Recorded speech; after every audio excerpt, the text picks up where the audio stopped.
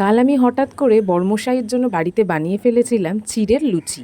তাই ভাবলাম তোমাদের সাথে রেসিপিটা শেয়ার করি একটা ছোট ব্লগের সাহায্যে।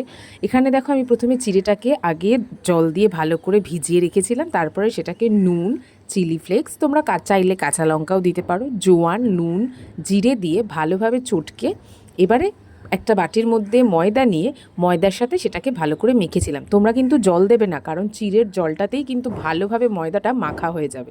এখানে দেখো মিশ্রণটা আমি ভালোভাবে মিশিয়ে দিচ্ছি। এরপরে মিশিয়ে দেওয়ার পর তোমরা দেখতে পাবে আমি এটাকে ভালো করে যেরকমভাবে আর কি ময়দা মাখে আর কি মেখে টেকে কিছুক্ষণ রেখেছিলাম। তোমরা কিছুক্ষণ মাখার পরে দেখবে এর মধ্যে থেকে একটু একটু জল ছাড়বে। চাইলে তোমরা তার মধ্যে আরেকটু ময়দা দিয়ে ভালোভাবে শক্ত করে মেখে তেল দিয়ে আরেকবার ম্যারিনেট করে নিতে পারো। তারপরে সেটাকে লুচির মতো করে গোল গোল ওই ছোটো ছোটো লেচি বানিয়ে লুচির মতো যেরকম গোল গোল করে বেলে সেইভাবে বেড়ে কড়ার মধ্যে তেল দিয়ে তেলটাকে ভালো করে গরম করে লুচির মতো ভেজে নিয়েছিলাম। এই যে দেখো সুন্দর ফুলে উঠেছে লুচিটা। আমার রেডি হয়ে গেছে চিড়ের লুচি।